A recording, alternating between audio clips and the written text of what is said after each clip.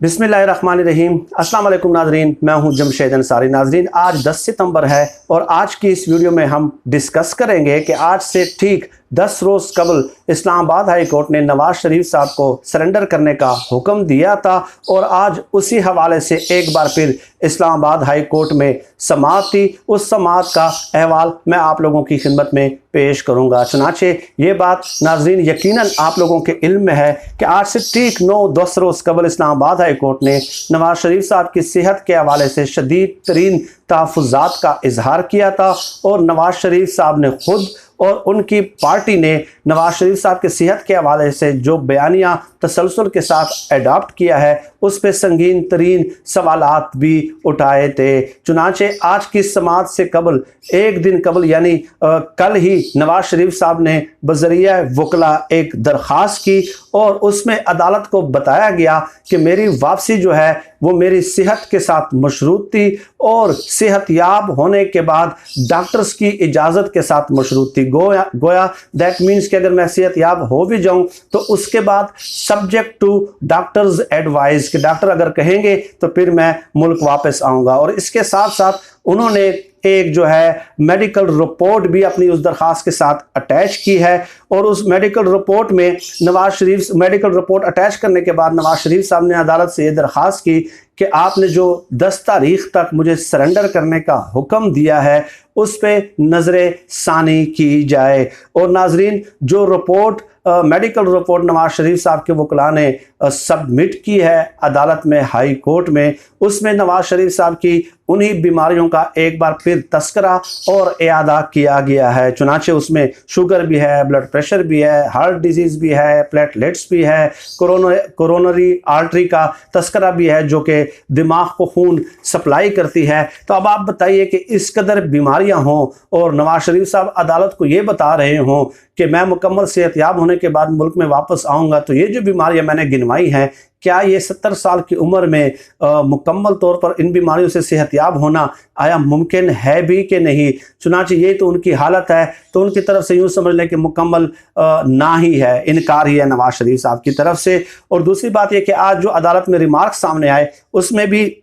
Moses जज साहिबान ने यही सवालात किए कि नवाज शरीफ तो जब से गए हैं क्या एक दिन के लिए भी हस्पताल दाखिल हुए हैं, और अगर कोई शख्स अस्पताल में दाखिल हो जाता है तो फिर केस की नोयत अलग हो जाती है और मामला अलग हो जाता है। ये भी अदालत ने सवाल किया, रिमार्क्स दिए। और एक तरफ दूसरी तरफ अदालत ने यह भी रिमार्क्स दिए कि नवाज शरीफ बरतानिया में है और डॉक्टर अमेरिका में है, तो क्या नवाज शरीफ साहब का इलाज ज़बानी कलामी हो रहा है। और इसके अलावा साथ साथ के नवाज शरीफ साहब कल तोशा खाना रेफरेंस में इश्तिहारी करार दिए जा चुके हैं। तो इश्तिहारी के लिए कानून तो ये है कि पहले उनको सरेंडर करना पड़ेगा और उसके बाद उसकी दरख्वास्त पे समाअत हो सकती है। ये अहम रिमार्क्स थे जो कि क्लोजिंग यूँ समझ लें कि इसी पे ही समाअत का इख्तिताम हुआ है कि पहले आप ये इस्टेब्लिश करें कि एक शख्स अगर इश्तिहारी हो तो वो उसके साथ साथ पैरेलल एक रिलीफ देने की दरख्वास्त भी साथ साथ अदालत में दाखिल कर दे।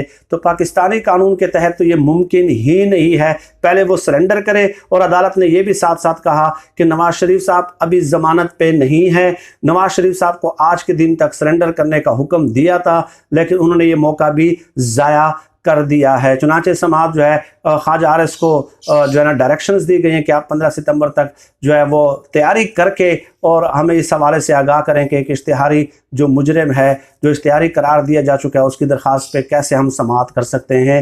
रुजू करने से पहले। और इसके अलावा नैब ने नवाज शरीफ साहब की ज़मानत मनसूखी के लिए और इसके अलावा साथ साथ जो नून लीग के सीनियर रहनुमाओं ने बबांग दोहल एक प्रेस कॉन्फ्रेंस की थी और एक इजलास किया था जिसमें नवाज शरीफ साहब को मशवरा दिया गया था कि आप वापस ना आएँ मुल्क में जब तक आप मुकम्मल तौर पर सेहतयाब न हो। तो नैब ने यह भी दरख्वास्त दायर की है कि उन लीगी रहनुमाओं के खिलाफ भी दरख्वास्त दायर की जाए क्योंकि अदालत का हुक्म है कि आप वापस आ जाएं, सरेंडर करें। और ये प्रेस कॉन्फ्रेंसेज में पूरी कौम के सामने मीडिया पे आके लोगों को ये बताते हैं कि नवाज शरीफ साहब को हमने मशवरा दिया है कि आप वापस ना आए, लिहाजा इनके खिलाफ भी कार्रवाई साथ साथ की जाए। और नाज़रीन, नवाज शरीफ साहब की तरफ से ये कहना कि अदालत जो है वो अपने हुक्म पे नजर सानी कर दे, इस बात का क्या मतलब है कि अगर फ्लेक्सिबिलिटी दिखानी है तो आप दिखाएं, नरमी दिखानी है तो आप दिखाएं, अपने मौक़िफ़ में लचक दिखानी है तो आप दिखाएं, क्योंकि मैं तो डट गया हूँ। मैंने तो ये तय कर लिया है कि मैंने वापस नहीं आना भाई।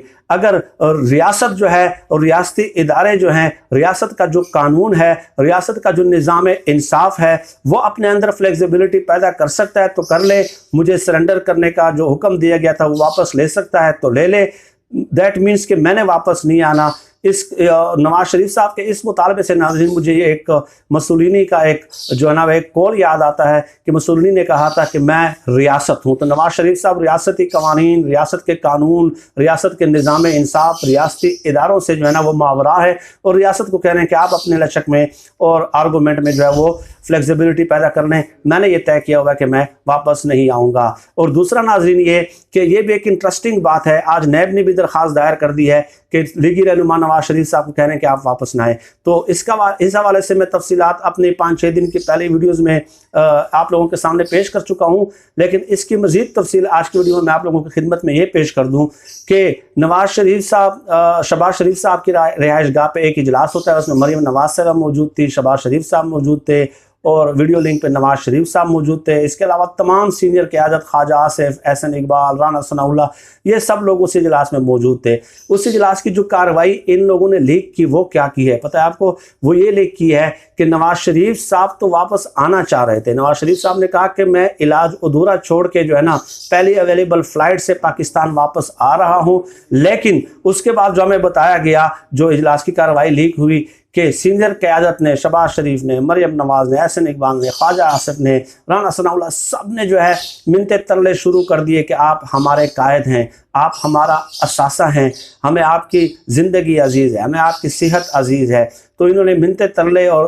करना शुरू कर दिया और रोला डालना शुरू कर दिया कि नवाज शरीफ साहब आप वापस नहीं आएंगे। तो इस इजलास से ये तासुर दिया गया कि नवाज शरीफ साहब एक बार फिर डट गए हैं और वापस आना चाहते हैं, लेकिन पार्टी रहनुमाओं ने जो है ना मिन्नतें तरले करके नवाज शरीफ साहब को कन्विंस कर लिया कि आप जनाब अली वापस ना आए और नवाज शरीफ साहब ने इस तरह अपना फैसला वापस ले लिया। अब आप मुझे बताइए नाजरीन कि ये सेम वही पैटर्न है या नहीं है जो अल्ताफ़ हुसैन ने अडॉप्ट किया हुआ था? क्या ये अल्ताफ़ हुसैन साहब की तर्ज सियासत है या नहीं है? अल्ताफ़ हुसैन भी यही ड्रामे किया करते थे ना, फ़ोन पे आके और नाराज़गी का इजहार कर देते थे और अपना एक फ़ैसला सुना देते थे। बाज़ औक़ात तो उन्होंने ये भी फ़ैसले किए कि बस मैं आज पार्टी क़यादत से दस्तबरदार हो रहा हूँ। तो यहाँ पे जो फ़ोन पे जो है ना और जो वीडियो लिंक पे उनके रहनुमा है वो मिन्नतें तरले करना शुरू कर देते, नहीं कायद, हम आपको ये नहीं करने देंगे। तो वही ड्रामे जो है अब पूरी नून लीग कन्वर्ट हो गई है MQM में और अल्ताफ़ जो नवाज शरीफ साहब हैं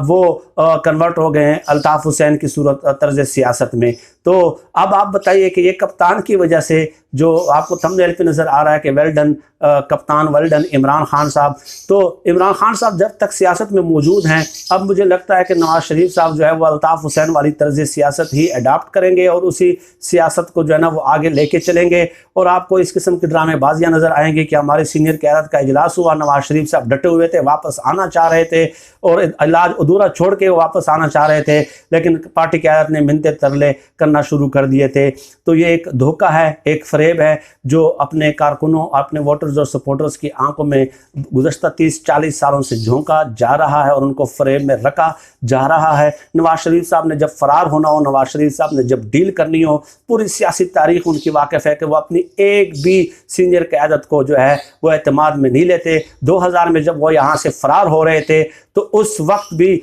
जो जेलों में कैद थे नवाज शरीफ साहब की वजह से, नवाज शरीफ साहब ने उनको बताना तक गवारा नहीं किया और वही सीनियर क़यादत बाद में नाराज़ थी उनसे कि नवाज शरीफ साहब आप हमें बता तो देते, आप हमें खुसूसी तैयारे में बेशक न ले जाते, लेकिन आप तो ऐसे गए हैं कि हमें कानो कान खबर तक ही नहीं हुई। तो ये नाज़रीन जब तफसीलात आप लोगों की खिदमत में पेश करनी थी, 15 सितंबर को एक दफ़ा फिर समाअत है।